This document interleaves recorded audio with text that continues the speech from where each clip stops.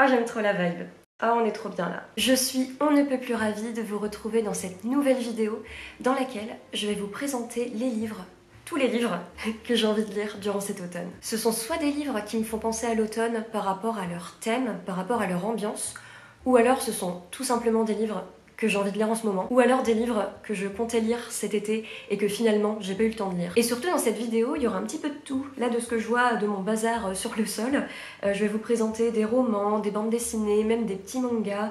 Je vais aussi vous parler de suites, de sagas. Donc comme on dit, il y en aura pour tous les goûts. Le premier livre que je vais vous présenter dans cette sélection, je le montre pas en premier pour rien, c'est Hamnet de Maggie O'Farrell. D'ailleurs, c'est un livre que j'ai ici dans sa version originale en anglais, mais il a été traduit en français sous le même nom. J'ai acheté ce livre il y a un an, et avant ça, j'avais déjà envie de le lire depuis qu'il est sorti, en fait, je crois, donc ça fait quand même pas mal de temps.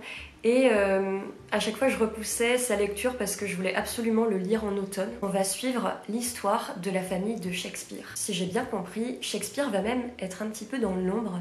On va plutôt se concentrer sur la femme de Shakespeare, Agnès, et la mère de ses enfants. Alors je sais plus il y a combien d'enfants, mais en tout cas, il y a Hamnet. Et comme son nom l'indique, l'histoire va beaucoup se centrer sur le fils de Shakespeare qui s'appelait donc Hamnet. Et peut-être que ce nom vous dit quelque chose parce qu'en effet, Hamnet a inspiré le personnage d'Hamlet, la très célèbre pièce de Shakespeare. On en saura aussi un petit peu plus sur la vie de la famille de Shakespeare et sur ces personnes qui sont dans l'histoire, dans l'ombre de la figure de Shakespeare. Last but not least, ce qui me donne très envie de lire ce livre, c'est que je n'ai vu que de bons avis sur ce livre. Alors évidemment, je suis allée un petit peu plus voir sur Goodreads et j'ai vu des gens être déçus, mais en fait, de ce que j'ai vu, si les gens sont déçus, c'est parce qu'il y avait tellement de très bons avis que les personnes peut-être s'attendaient à trop. Mais si on laisse ça de côté, j'ai vu que des avis qui prônent l'écriture de Maggie O'Farrell et cette histoire un peu mélancolique qui met en avant la famille de Shakespeare. Voilà, j'ai très envie de le lire et c'est obligé que je le lise cette année parce que vraiment je l'ai mis dans mes priorités. Donc si je le lis pas, c'est que vraiment y a un problème. Le deuxième livre dont je vais vous parler, c'est ma deuxième priorité que je veux absolument lire cet automne, c'est If We Were Villains de M.L. Rio. En ce moment, on parle beaucoup de ce livre parce que la traduction française ne va pas tarder à arriver. Pour tout vous dire, c'est un livre que j'ai acheté très récemment. Je l'ai acheté là la dernière fois que j'étais à Paris, je suis allée à Galignani, je l'ai vu, je l'ai pris, et je crois que ça va être ma prochaine lecture, même avant Hamnet. Oui, je crains, mais vraiment, en ce moment, je sens que j'ai envie de lire ce livre, je suis appelée par ce livre, et on me l'a tellement recommandé que je ne peux pas faire autrement. Je me sens obligée de le lire. J'ai pas tout lu du résumé parce que je voulais rentrer dans ce livre sans trop en savoir et aussi sans avoir trop d'attentes. Ce que je sais de ce livre, c'est qu'il y a une forte ambiance Dark Academia, notamment parce que les personnages que l'on suit font du théâtre. J'ai fait du théâtre pendant très longtemps, c'est une de mes plus grandes passions. Surtout j'adore lire des livres qui se passent dans l'univers du théâtre. Souvent c'est dès que je vois qu'un livre se passe dans l'univers du théâtre, j'ai envie de le lire. Donc là, évidemment que j'avais envie de lire ce livre. L'autre chose que je sais de ce livre, c'est qu'il y a une histoire de meurtre. De ce que j'ai compris, on a une alternance entre le passé et le présent pour savoir ce qui s'est réellement passé ce jour-là, qui est le véritable coupable. Donc là, vous me dites qu'en gros, on a une histoire avec une vibe Dark Academia qui nous plonge dans l'univers du théâtre, et qu'en même temps, il y a beaucoup de mystères avec des points de vue alternants, passé, présent, sur une histoire de meurtre. Donc un livre avec beaucoup de mystères et des choses un peu des choses énigmatiques et mystérieuses. Mais en fait, je veux absolument lire ce livre. Et en plus de ça, il y a eu un engouement autour de ce livre.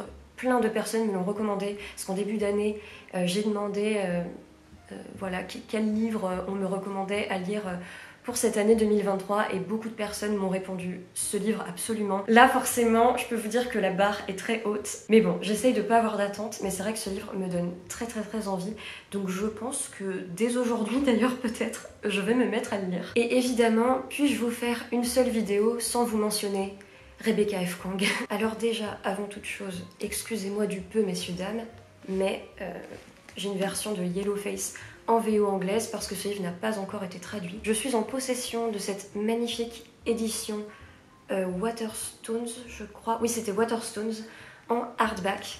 Là, regardez-moi comme c'est beau. Quand on l'ouvre, c'est magnifique, c'est incroyable, magnifique. Et en plus, Il est dédicacé, voilà, je l'aime.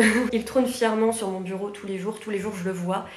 Et je ne l'ai toujours pas lu, je comptais le lire cet été et en fait, voilà, comme d'habitude, je ne lis pas autant que je le voudrais. Il est sorti cette année en mai, et moi d'ailleurs cette année j'ai aussi lu Babel de Rebecca F. Kuang, qui a été une lecture incroyable, merveilleuse, je ne m'en remets toujours pas. Donc c'est vrai qu'il y a une partie de moi qui a envie de repousser Yellowface pour avoir un livre de Rebecca F. Kuang à lire l'année prochaine, parce que je crois pas que son prochain livre sorte l'année prochaine. Après, on sait jamais. Donc si jamais je le lis pas cette année, vous m'excuserez, ce sera pour faire durer le plaisir avec Rebecca F. Kuang. C'est un livre que j'ai très envie de lire, tout simplement déjà parce que c'est R.F. Kuang et que j'adore R.F. Kuang, c'est une de mes autrices préférées et j'ai lu tous ses livres à part Yellowface du coup, et je compte toute ma vie lire tous ses livres. Voilà, c'est clair et net, je lis même sa liste de courses si elle le veut. Et surtout, ce que je trouve intéressant, c'est que dans ce livre, Rebecca F. Kuang est dans un tout autre genre que ses autres livres. Elle a écrit une saga de fantasy, The Poppy War, Babel, c'est une histoire Dark Academia avec une petite touche de fantastique quand même. Et là, c'est une satire contemporaine. Et surtout, de ce que j'ai compris des avis que j'ai vus, il y a énormément d'ironie dans ce livre parce que Rebecca F. Kuang se met à la place d'une femme blanche qui a plagié le livre d'une autre autrice et qui fait de l'appropriation culturelle par rapport à ce livre.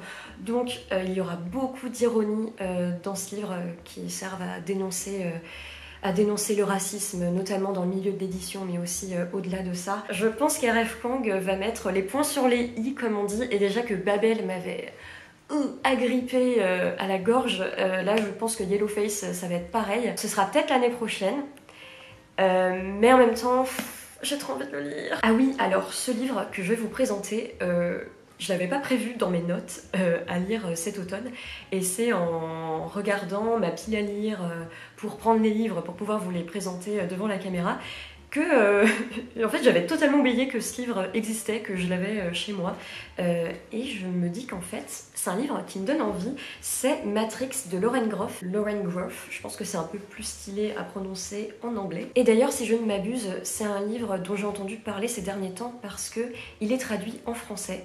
Je vous mets la couverture juste ici parce que je ne sais pas du tout dans quelle maison d'édition il a été traduit. Donc écoutez, comme j'avais pas prévu de vous parler de ce livre, j'ai pas pris de notes sur le résumé, mais je vais vous le lire en direct. Dans ce livre, on va suivre l'histoire de Marie de France au moment où elle est envoyée en Angleterre pour devenir prioress, prêtresse, pour devenir prêtresse d'une abbaye, et elle donne des cours d'épée, et le Guardian dit que c'est une histoire magnifiquement écrite qui célèbre le désir et la créativité féminine avec une héroïne formidable. Apparemment, c'est un récit captivant, très féministe. Donc, de ce que je comprends, dans Matrix, on suit l'histoire de Marie de France. Je sais pas quelle est la part de réalité et de fiction.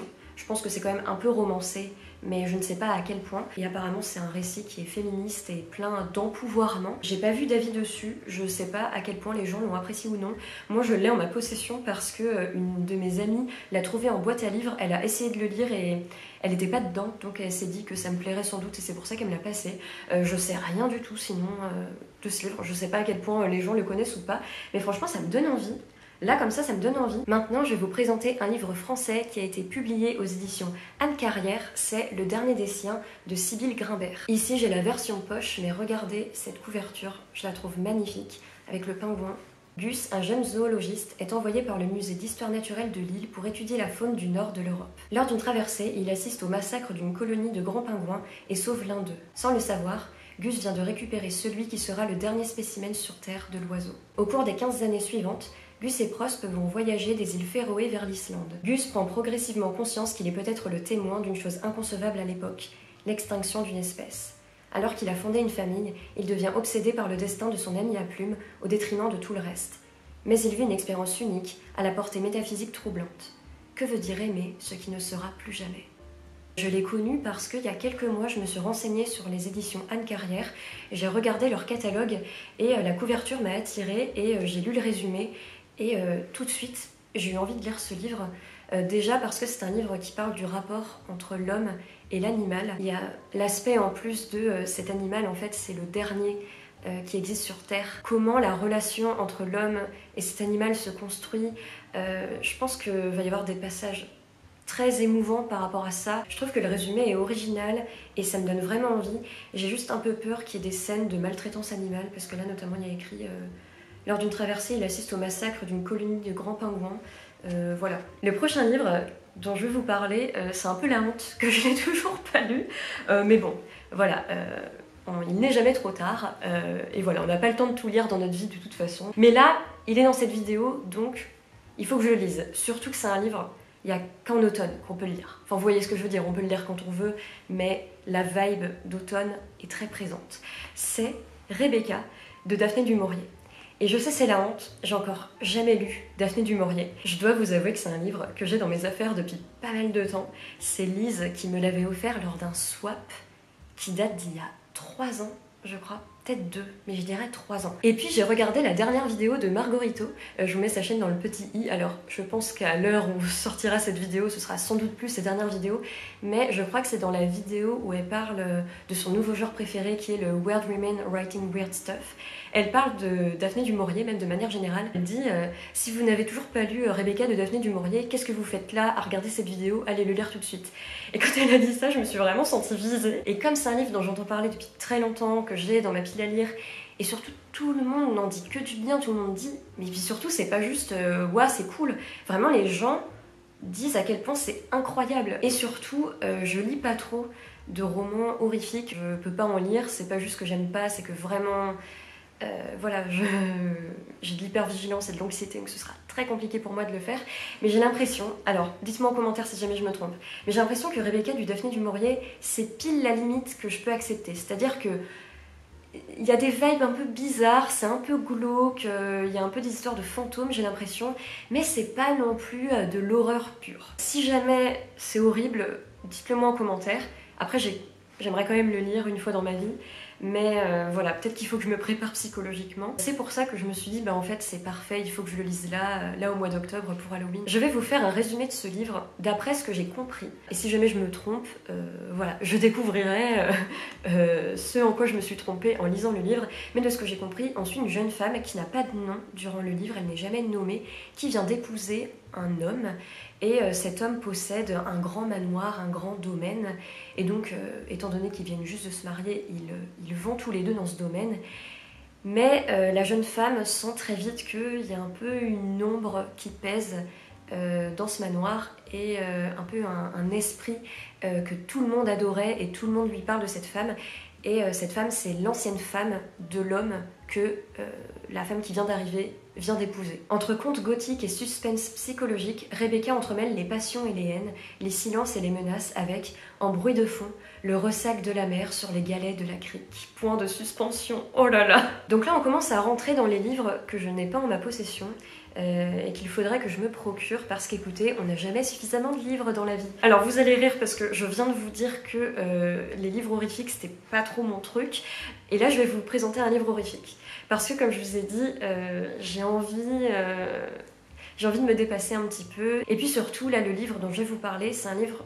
L'histoire me donne vraiment envie. C'est pas juste je me forçais à lire des livres horrifiques pour Halloween. Ce livre-là, c'est Maison hantée de Shirley Jackson. Construite par un riche industriel au 19e siècle, Hill House est une monstruosité architecturale, labyrinthique et ténébreuse qui n'est plus habitée par ses propriétaires.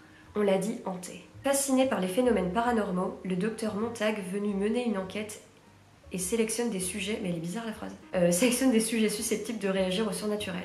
C'est ainsi qu'Eleanor arrive à Hill House avec ses compagnons. Ah, Eleanor c'est le docteur Montag? Bon, déjà j'ai pas compris. L'expérience peut commencer, mais derrière les murs biscornus, les fantômes de la maison veillent et les cauchemars se profilent. Pourquoi je veux me faire du mal comme ça? De ce que j'ai compris, c'est le livre qui a inspiré la série The Haunting of Hill House, et moi, comme je vous ai dit, je peux pas regarder des films d'horreur parce que voilà, ça me marque très facilement. Mais j'ai beaucoup entendu parler de la série The Haunting of Hill House. Beaucoup de gens en ont parlé de manière dithyrambique. Et surtout, j'ai l'impression que l'histoire de Maison hantée et donc de la série, c'est une histoire qui est surtout très mélancolique.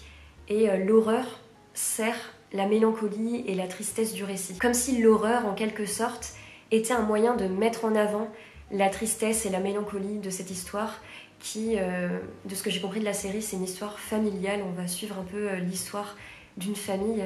Et moi, les histoires familiales comme ça, un peu tristes, ça me donne envie. La série, je vais pas la regarder parce que les images vont être très vite incrustées dans mon cerveau et ça va être très dur de m'en départir. Mais je me dis que le livre, c'est peut-être un moyen de rentrer dans cette histoire, mais sans avoir les images directement mises comme ça devant mes yeux. Écoutez, je sais pas du tout ce que je fais. J'avais quand même envie de vous en parler, de vous parler un peu de mon envie de lire certaines histoires d'horreur, mais je me dis quand même, j'ai pas envie de me faire du mal, quoi. J'ai pas envie j'ai envie de dormir la nuit surtout, donc je vais voir ce que ça donne. Puis là surtout, j'ai pas encore acheté ce livre, donc je vais probablement pas le lire encore cet automne, parce que là je vous ai quand même déjà présenté beaucoup de livres, mais je garde en tête que j'aimerais beaucoup lire des livres de Shirley Jackson. Et si jamais vous connaissez des livres horrifiques, mais en même temps ça va, je peux le lire.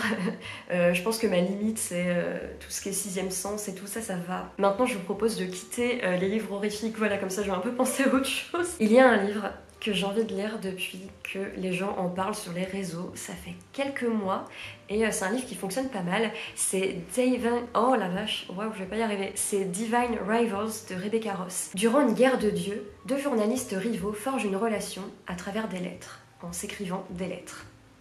Voilà, moi il me faut juste ça et j'ai envie de lire ce livre. Déjà, on suit des journalistes. Voilà, déjà rien que ça, j'ai écrit un livre qui suit des journalistes. Donc déjà, il y a écrit journaliste dans un résumé. Je vais avoir envie de lire ce livre. Donc déjà rien que ça.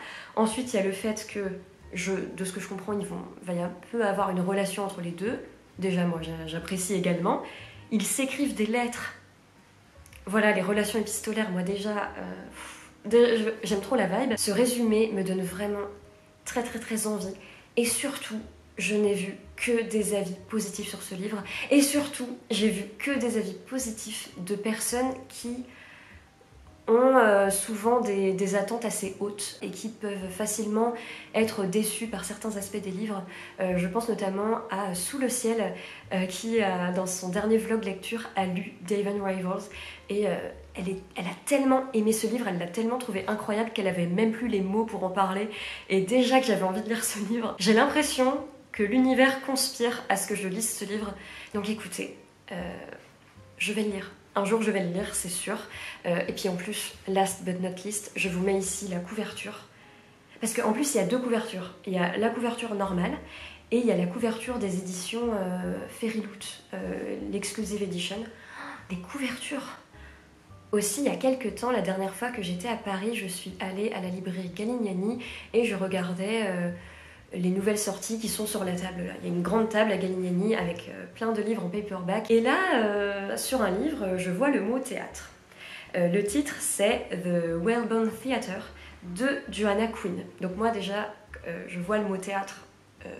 J'ai été attirée, j'ai pris le livre et j'ai lu le résumé. Une petite fille tombe sur une baleine échouée sur la plage et avec ses frères et sœurs et des proches, y élabore un théâtre qui leur permettent d'utiliser leur imagination et aussi c'est un moyen de s'éloigner de leurs parents. Et ensuite la Seconde Guerre mondiale arrive et là j'ai pas trop continué le résumé parce que je voulais un peu me laisser de surprise. Avec la Seconde Guerre mondiale qui arrive, il va se passer des choses dans la vie de ces enfants et il y aura aussi un rapport avec le théâtre et tout. Et voilà. Que vous dire de plus? Pour terminer cette sélection de romans, je voulais aussi vous mentionner un livre de non-fiction, White Tears, Brown Scars, How White Feminism Betrays Women of Color de Ruby Ahmad. Je lis jamais de non-fiction. Je remarque que quand je vais en librairie, il y a des titres de non-fiction qui m'interpellent. Je lis les résumés, je me dis « Waouh, ça a l'air super intéressant, ça a l'air très enrichissant, j'ai envie de le lire. » Et puis je repose les livres et puis je vais faire la fiction. Et quand j'achète des livres de fiction. Je préfère lire de la fiction. Et quand je vais lire des choses comme de la non-fiction, donc c'est-à-dire des choses du monde réel qui parlent de faits, de chiffres, je vais plutôt lire des articles voilà, sur les journaux et les médias auxquels je suis abonnée et que je suis. Et je me dis que c'est quand même dommage parce que je pense que je rate quelque chose. Je pense que c'est une expérience très intéressante de lire de la non-fiction. Et puis surtout, voilà, il y a des sujets de non-fiction qui sont très importants à lire, dont notamment ce livre, White Tears, Brown Scars. Il a été beaucoup recommandé et c'est un livre qui d'ailleurs n'est pas traduit en français. J'avais envie de le mentionner pour le mettre en avant et aussi pour me le rappeler et me dire que ce serait bien quand même que je lise de la non-fiction. Et même si je le lis pas durant cet automne, eh bien je le garde en tête et j'aimerais bien en 2024 lire plus de non-fiction. Mon bébé! Maintenant je vous propose de passer assez vite fait sur les sagas et les suites de sagas que j'aimerais lire cet automne, avec déjà le premier tome de Percy Jackson de Rick Riordan. Je ne fais pas partie de ces personnes qui ont lu Percy Jackson quand elles étaient enfants, et je crois même que je n'ai jamais vu le film. Le film qui est sorti avec Logan Lerman à l'époque. Donc je n'ai jamais été dans la vibe et la hype Percy Jackson. Et là, du haut de mes 27 ans, je me dis que j'ai envie de lire le premier tome de Percy Jackson, donc il est temps, surtout que c'est Lise qui me l'avait offert pareil au swap qu'on a fait il y a 3 ans, donc il serait peut-être temps de m'y mettre. Ce qui m'a motivée à me mettre à Percy Jackson cette année, c'est tout simplement la série qui va sortir sur Disney+. Je vois tout le monde être tellement heureux de cette série qui va sortir parce que le film, déjà la saga de films s'est arrêtée alors qu'il y a beaucoup plus de livres. Je crois qu'il n'y a eu qu'un film de Percy Jackson et qu'apparemment il est pas... les gens l'aiment bien mais de manière nostalgique quoi, c'est pas un film forcément incroyable.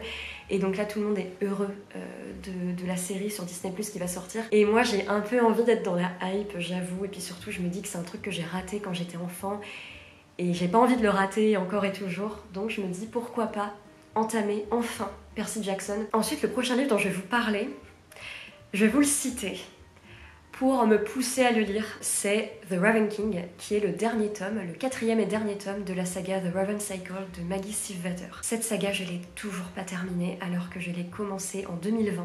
Le premier tome a été un énorme coup de cœur. Le deuxième tome, je l'ai beaucoup aimé.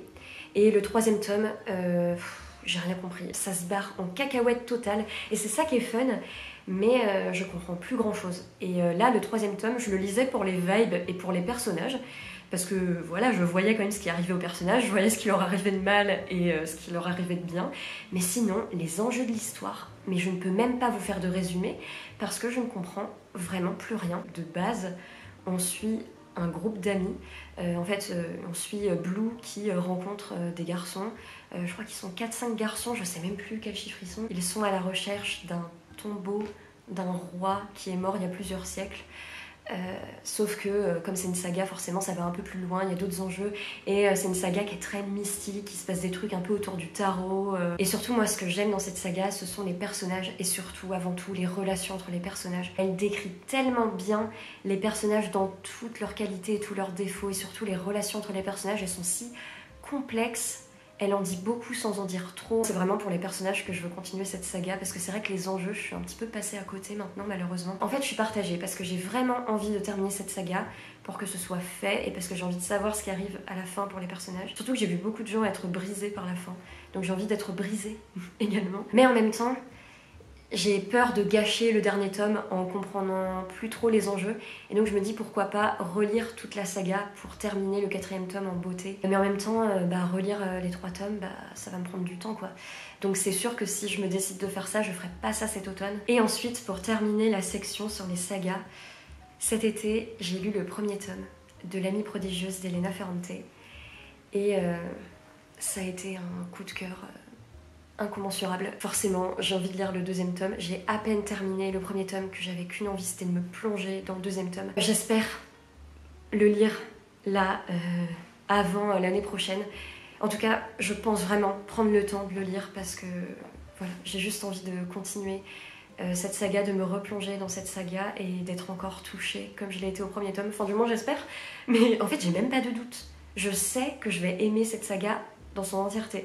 Mais après, je me dis, il faut peut-être pas que je me dise ça parce que je peux être déçue tellement le premier tome, je l'ai adoré. Maintenant, place aux bandes dessinées avec tout d'abord Erika et les princes en détresse de Yatou. C'est un monde d'héroïque fantasy dominé par les femmes. Ce sont elles de sexe fort et qui détiennent tous les pouvoirs. Erika, notre princesse, compte bien succéder à sa mère et prendre le pouvoir seule, sauf que elle ne veut pas se marier. Pour échapper à cette tradition, on lui confie une mission, celle de sauver des princes en détresse. Je dois vous avouer que, de base, je me serais sans doute pas tournée vers cette bande dessinée parce que Ça a l'air d'être une vibe un peu très humoristique. Alors là, comme ça, on dirait que je suis pas très fun comme fille et que j'aime pas trop l'humour. Mais voilà, je sais pas comment expliquer, mais je me serais pas trop tournée vers cette bande dessinée. Et c'est une amie qui me l'a prêtée et qui m'a dit Solène, je pense que tu vas aimer. Ça a l'air d'être simple et fun à lire, donc je me dis pourquoi pas. Pour mon anniversaire, 2 amis m'ont offert une bande dessinée en étant persuadée que ça allait me plaire. C'est Corps Vivante de Julie Delporte, dont je n'avais jamais entendu parler avant. Donc on a comme ça à chaque fois une page avec des dessins au crayon de couleur. J'adore, je trouve ça magnifique. Et à côté, une page avec un texte écrit comme ça. Oh regardez, je trouve l'intérieur mais magnifique. De ce que j'ai compris, on suit l'histoire de Julie Delporte qui s'est toujours crue hétérosexuelle jusqu'au moment où elle se rend compte vers la trentaine qu'elle est lesbienne. Et donc on va suivre ce cheminement, cette acceptation de soi, de son identité, de son corps. J'ai déjà un petit peu feuilleté ce livre et je sens que c'est à la fois beau et doux et en même temps je sens que ça va faire mal et je sens que Julie Delporte, elle a utilisé des mots, des termes très précis qui vont faire très mal et qui en même temps vont être très justes et justement c'est ça qui fait mal. Merci à mes amis de me l'avoir offert. Vraiment, les gens me connaissent bien en fait, ils connaissent bien mes goûts. Alors là, pour les prochains ouvrages que je vais vous présenter, je suis pas très fière de moi. Je sais pas si vous vous rappelez de ma vidéo de mes meilleures lectures de 2021. Donc ça remonte. Je vous ai présenté le premier tome de L'Enfant et le Maudit, que j'ai lu en fin d'année 2021 et que j'ai absolument adoré. On est en 2023, même fin 2023, enfin on est en octobre 2023, et j'ai toujours pas lu la suite des mangas que j'ai là. J'ai avec moi le tome 2, le tome 3, ainsi que le tome 4. Et allez, on va dire que mon excuse, c'est que j'attendais l'automne pour les lire. L'histoire de L'Enfant et le Maudit se passe sur un territoire où il y a eu une épidémie, je sais pas quel terme utiliser, un disease quoi, qui a traversé le territoire et qui ont créé des créatures qu'on appelle les maudits et qui ressemblent à lui là. Lui, c'est un maudit. Et nous, on va suivre l'histoire de ce maudit qui prend sous son aile une petite fille qui s'appelle Shiva. Et j'ai absolument adoré le premier tome, qui était à la fois doux et en même temps il se passait des choses, il y avait quand même des actions. En même temps, c'est très doux et contemplatif parce qu'on suit le quotidien entre ce maudit qu'on appelle le professeur, d'ailleurs si je me souviens bien, ouais le professeur et Shiva, on suit quand même leur quotidien et il y a des scènes qui sont mais tellement mignonne et on voit à quel point le professeur il fait tout pour protéger Shiva. On va pas se mentir, ça fait quand même très automne, vibe d'octobre, un peu Halloween. Donc là vraiment, je vais pas y manquer, il faut absolument que je continue ce manga. Surtout que j'ai tellement hâte parce que j'ai tellement adoré le premier tome. D'ailleurs je pense que je vais le relire avant de lire les suivants. Je vais me décaler parce que les prochaines bandes dessinées dont je vais vous parler, ce sont des bandes dessinées que je n'ai pas en ma possession. Parce que j'ai fait une découverte incroyable ces derniers temps. Tout simplement, je me suis inscrite à la médiathèque de ma ville. Jusque là, vous allez me dire, bon, rien de très extravagant. Et il se trouve que la médiathèque de ma ville propose un service en ligne. Ça s'appelle la médiathèque numérique. Et ils proposent de regarder des films sur leur site en streaming. Et en même temps de lire des livres. Donc ils proposent des romans, des mangas, des magazines et aussi des bandes dessinées. C'est-à-dire que dans ma ville, tu payes ton abonnement pour la médiathèque pour aller en physique, prendre des livres, des films, tout ce que tu veux. Et en même temps, tu as accès, et c'est compris dans le prix, à la médiathèque numérique. Et quel ne fut pas mon enthousiasme en découvrant qu'ils avaient une sélection de bandes dessinées, surtout de bandes dessinées un peu récentes qui viennent de sortir sur la médiathèque numérique. Et donc là, j'ai fait ma petite liste de favoris sur le site de la médiathèque et j'ai mis plein de bandes dessinées en favoris. Je vais même pas pouvoir toutes vous les citer. J'ai fait un peu une sélection de celles qui me donnaient le plus envie et qui en plus ont un petit peu une ambiance que je trouve un peu automnale. Alors déjà, la première bande dessinée dont je vais vous parler, c'est Bronteana de Paulina Spochez. Déjà, regardez-moi cette couverture, ces couleurs et puis surtout le titre. Bronteana. Dans Bronteana, on va suivre l'histoire de la famille Bronte. Et voilà, Léo d'Orlevant est juste là. J'adore l'histoire de la famille Bronte de manière générale. Vous l'aurez compris, dans Bronteana, Paulina Spochez raconte l'histoire de la famille Bronte, mais surtout, elle se centre plutôt sur le destin d'Anne. Paulina Spochez va plutôt saisir des moments clés de la vie d'Anne et aussi des sœurs et aussi de leur frère Branwell. Et aussi, ce que je trouve incroyable et qui a l'air vraiment magnifique dans cette BD, c'est que tous les dessins ont été faits à la gouache. Et déjà, je trouve que ça se reflète sur la couverture qui est juste sublime. Une autre bande dessinée que j'ai tellement envie de lire, c'est Les Cœurs de Ferraille de Becca et Munuera. Je dois vous avouer que quand je suis tombée sur cette BD, c'est tout d'abord l'aspect esthétique qui m'a attirée. Je trouve les dessins de la couverture juste splendides et en plus ça m'a un petit peu fait penser à L'Enfant et le Maudit et surtout le résumé aussi un peu et je pense qu'avec le résumé vous comprendrez pourquoi j'ai envie de lire cette BD. Et même cette saga de BD parce que de ce que je sais il y a 2 tomes pour l'instant et je crois même qu'il y en aura un 3e. Dans un monde rétro-futuriste où les humains vivent entourés de serviteurs robots, la jeune Isea préfère se réfugier dans le film Cyrano de Bergerac. Mais le jour où Débris, sa robot nounou adorée, est renvoyée par sa mère, le fragile équilibre de l'adolescente s'effondre. Coûte que coûte, Isea décide de retrouver la seule personne qui lui ait jamais donné de l'amour, fût-elle un robot. Quant à la toile de fond étonnante et aux propos qu'il est tout autant, ce premier tome des Cœurs de Ferraille explore avec intelligence et délicatesse le rapport mère-fille dans ce qu'il a d'inné ou de construit, mais aussi parfois de toxique. C'est vrai que ça me fait vraiment beaucoup penser à L'Enfant et le Maudit, ce rapport entre un enfant et un adulte, mais là qui est humain-robot, et dans L'Enfant et le Maudit, c'est un maudit, donc qui n'est pas... c'est pas un adulte comme les autres, quoi. Ça a l'air doux et tendre en même temps, d'avoir des côtés un peu plus sombres, et les dessins ont l'air juste sublimes. Ça m'a tout de suite attiré l'œil, et le résumé encore plus. Une autre bande dessinée qui m'a attirée, c'est L'Arc-en-Cieliste de Cédric Maillan et Laura Iorio. Tandis que la peste sévit en Angleterre, Aidan Springworth chasse la bonne fortune au pied des arcs-en-ciel. Lorsqu'il rencontre Isaac Newton, les croyances archaïques du jeune lord volent en éclats. Envoyé dans le Béarn pour devenir maître frappeur de monnaie, comme son père avant lui, Aidan est bien décidé à continuer ses recherches pour découvrir le secret des arcs-en-ciel avant Newton. Mais sa rencontre avec une étrange jeune fille qui semble avoir le pouvoir de faire tomber la pluie partout où elle se rend va bousculer ses certitudes. Une rencontre fantastique et colorée entre la science et la magie. Oh, mais ça a l'air trop bien! J'aime beaucoup les œuvres qui font de la fiction, mais avec des personnes qui ont réellement existé. Et donc là, Aidan Springworth, voilà son histoire d'arc-en-ciel, tout ça. Mais en même temps, il rencontre Isaac Newton, et je suppose que cette histoire d'arc-en-ciel, c'est vrai, non? Isaac Newton, il a fait des recherches sur les arcs-en-ciel.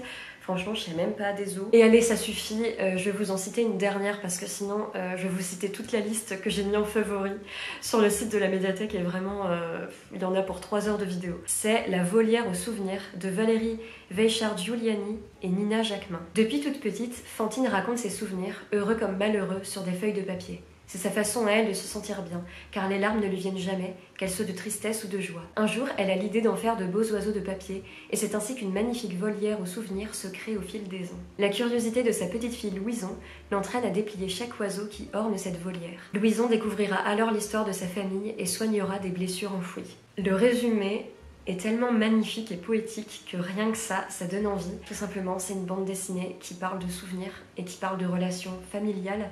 Et en plus, j'ai l'impression qu'il y a un petit peu, voilà, comme ça dit, des blessures enfouies.